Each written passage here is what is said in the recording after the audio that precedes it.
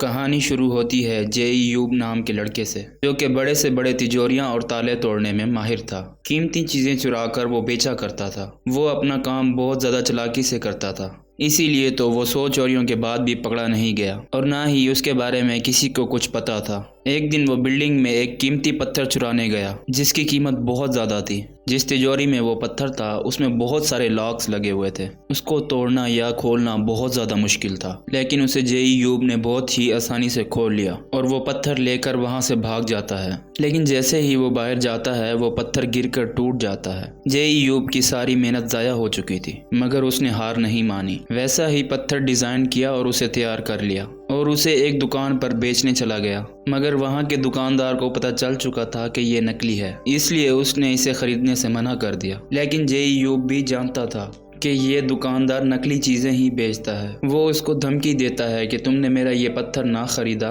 तो मैं पुलिस को बता दूंगा और मैं ये सब कुछ जानता हूँ कि तुम नकली चीज़ें ही बेचते हो। अब वो दुकानदार मान जाता है और उससे वो पत्थर खरीद लेता है। यहाँ पर जेईयूब के साथ उसका दोस्त भी था। उसमें यह खासियत थी कि वो छोटी सी छोटी चीज़ में बॉम्ब फिट कर लेता था। लेकिन इस चोरी के बाद उसने नकली नोट छापने का फैसला किया। उसने बिल्कुल असली नोट जैसे नकली नोट तैयार किए और जैसे ही उस पर शराब डालते थे वहां से लफ्ज मिट जाते थे, इसलिए इस काम का उसे कोई फायदा नहीं हुआ। एक दिन जेईयूब ने फैसला किया कि वो हीरों की चोरी करेगा। अब जिस दुकान में इन्होंने चोरी करनी थी उधर हर तरफ कैमरास लगे हुए थे और ये काम करना इतना आसान नहीं था। अब वो अपने प्लान में अपने एक और दोस्त को शामिल कर लेता है, जो बहुत बड़ा हैकर था। उसने एक बार इसकी शिकायत पुलिस को भी की थी, पर फिर भी ये उस पर भरोसा करने के लिए तैयार था। इस काम में इसको एक लड़की भी मिलती है जो इसी की तरह ऐसे कामों में माहिर थी। इस लड़की की जेईयूब के साथ काफी अच्छी दोस्ती हो गई थी। जब भी वो साथ में घूमने जाते हैं तो जेईयूब उसके गले में लटका हुआ वो लॉकेट देखता है। वो बताती है कि मेरे डैड ने मुझे ये तोहफे में दिया था। जेईयूब उसे बताता है कि ये बहुत महंगा है और बहुत कीमती भी, और ये इसका पता कराने ज्वेलरी की दुकान पर जाते हैं। वहाँ पर एक लेडी इन्हें बताती है कि ये बहुत महंगा है और लाखों में इसकी कीमत है। तभी ये उधर एक बैग को टेबल के नीचे रख देता है। ये वही दुकान थी जहाँ इन्हें चोरी करनी थी। जेईयूब हर चीज को देखता है और हर चीज का हिसाब लगाता है, इधर कितने कमरे हैं और कितने कैमराज हैं। बाद में ये उस लड़की को बताता है कि हमें 10 मिनट के अंदर अंदर इस चोरी को पूरा करना होगा। और चोरी वाले दिन जो उसने बैग टेबल के नीचे रखा था उससे धुआं निकलने लगता है और सभी गार्ड उसकी तरफ भागते हैं और जेईयूब का हैकर दोस्त सारे कैमराज को हैक कर लेता है। उसने तिजोरियों के सभी अलार्म्स को बंद कर दिया था, मगर जितने वक्त का अंदाजा इन लोगों ने लगाया था उससे पहले ही गार्ड आ जाते हैं और फिर जेईयूब का दूसरा दोस्त गार्ड का ध्यान भटकाने के लिए वहां गाड़ी का शीशा तोड़ देता है। उन्होंने चोरी तो कर ली थी। उसके बाद जेईयूब और उसके दोस्त बहुत ही खुश थे। सभी जश्न मनाते हैं। जब हीरों के मालिक को इसका पता चलता है कि उसके हीरे चोरी हो गए हैं तो उसको बहुत ज्यादा गुस्सा आता है और उसको इन चोरों का काम अच्छा भी लग रहा था, क्योंकि वो हैरान था उन्होंने अपने खिलाफ एक भी सबूत नहीं छोड़ा था। हीरों का मालिक, जिसका नाम जो था, वो बहुत बड़ा बिजनेसमैन था और साथ ही साथ बहुत बड़ा गैंगस्टर भी। यानी वो एक बुरा इंसान था जिसने बहुत से लोगों को मारा था। वो खुद भी बड़ी चोरी की तैयारी कर रहा था, इसीलिए ही उसे ऐसे शातिर चोरों की तलाश थी। उसने बहुत बड़े बड़े चोरों को ढूंढा और यहाँ तक कि तिजोरी खोलने वालों का भी टेस्ट किया, पर कोई भी उसके काम के मुताबिक नहीं था। इसीलिए जो फैसला करता है कि अब वो इन्हीं चोरों को ढूंढेगा जिन्होंने इसके हीरे चुराए थे, यानी जेईयूब और उसके साथियों को। अब उसके आदमी उन्हें ढूंढने में लग जाते हैं। वो हर हीरो की दुकान पर नजर रखते हैं। आखिरकार जो के आदमियों को जेईयूब का पता लग चुका था। अब जो उनके पास जाता है और उन्हें कहता है तुम्हें मेरे लिए चोरी करनी पड़ेगी, जिसके बदले में मैं तुम्हें 5% कमीशन दूंगा।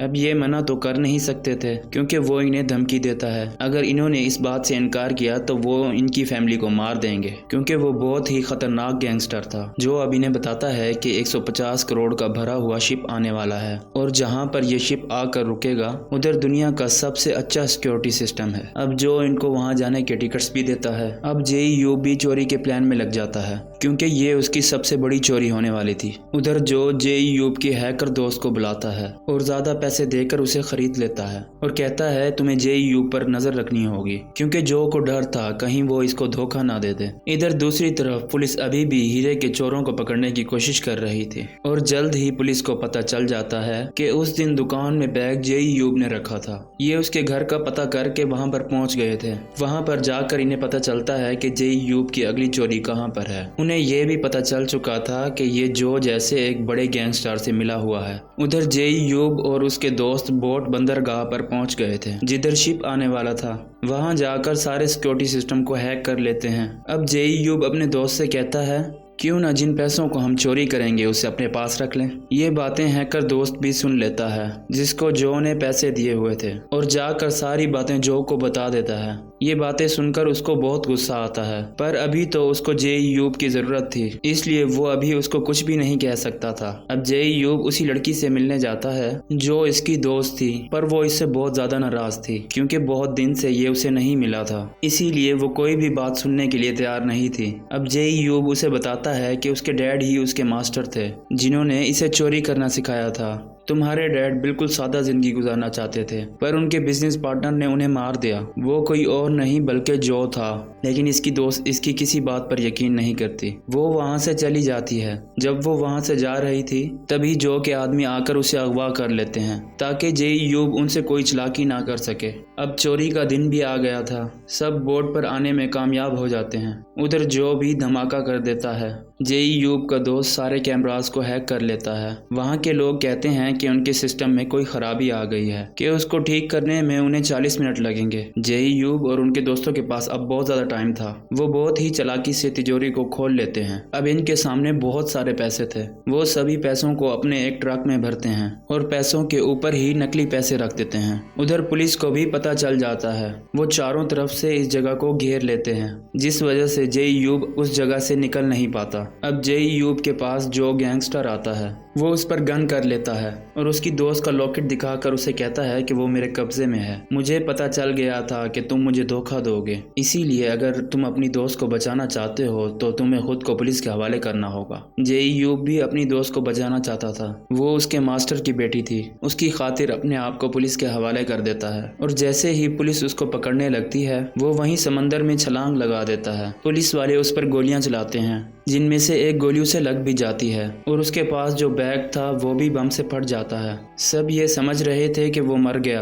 उसके दोस्त को जब पता चलता है जो बम फिट करने में माहिर था उसको बहुत दुख होता है और हैकर दोस्त खुश हो रहा था क्योंकि जे यूब के हिस्से के पैसे अब उसे मिलने वाले थे। इस बात पर दोनों दोस्तों में बहस हो जाती है। हैकर दोस्त चाकू निकालता है और अपने दूसरे दोस्त को मार देता है और आखिरकार जो के पास पैसों से भरा ट्रक पहुंच ही गया था, पर देखने पर पता चलता है कि उसमें तो टिकट्स ही भरे हुए थे। ये देखकर तो जैसे जो की हालत ही खराब हो गई थी। तभी उसे जे यूब का फोन आता है, मतलब वो अभी जिंदा था और यहाँ पर हमें पता चलता है कि जो कुछ भी हो रहा था वो जे यूब का प्लान था। वो अपने मास्टर की मौत का बदला लेना चाहता था। सबसे पहले जो उसने पत्थर चोरी किया था उसको दोबारा बनाते हुए उसमें माइक्रोफोन को लगा दिया था। वो जानता था कि जो गैंगस्टर अक्सर ऐसी चीजें खरीदता था। जब उसको पता चला कि जो एक शातिर चोर की तलाश में है, इसलिए जानबूझकर उसने हीरो की चोरी की ताकि वो इसकी नजरों में आ सके। जो को लगता था कि ये उसका प्लान था, लेकिन असल प्लान तो जे यूब का था। वो हैकर दोस्त भी जे यूब के साथ ही था। उधर वो दोस्त भी जिंदा था जिसको हैकर दोस्त ने मारा था। असल में सारा प्लान जो को पकड़वाने का था। अब जो के पास पुलिस भी आ जाती है। उधर हैकर दोस्त ने उस लड़की को भी बचा लिया था जो जे यूब के मास्टर की बेटी थी जिसको जो ने अगवा किया था। दूसरी तरफ जो के आदमियों और पुलिस के आदमियों में लड़ाई शुरू हो जाती है, पर जो इस बात का फायदा उठाकर वहां से भाग जाता है। जब वो जा रहा था तब जे यूब उसकी गाड़ी को टक्कर मारकर उसे पुलिस के हाथों पकड़वा देता है। उसके बाद सभी दोस्त एक ही जगह पर इकट्ठे होकर उस ट्रक को भी ले आए थे जिसमें नकली पैसे थे। दरअसल इन्होंने असली पैसों पर ही नकली पैसे रख दिए थे। अब सभी बहुत खुश थे क्योंकि उनके पास अब अच्छी जिंदगी गुजारने के लिए बहुत सारे पैसे थे। अब जाहिर है जे यूब ने इतनी बड़ी चोरी की थी, इसीलिए ये कुछ दिन के लिए गायब हो जाता है। एक दिन ये उस लड़की के पास भी पैसे भेजता है जो इसकी दोस्त थी, इसके मास्टर की बेटी थी। अब वो दुबई में थी। अब वो उन पैसों से अपनी आर्ट गैलरी शुरू कर देती है जो इसका सपना था। ये शुरू से ही ये करना चाहती थी। वो म्यूजियम में अपना लॉकेट देखती है। इसके पीछे जे यूब भी खड़ा था। अब अपनी दोस्त अपने मास्टर की बेटी को पसंद करने लगा था। अब ये उधर ही अपनी दोस्त के साथ खुशी खुशी रहने लगता है और इसी के साथ ही मूवी यहीं पर ख़त्म हो जाती है।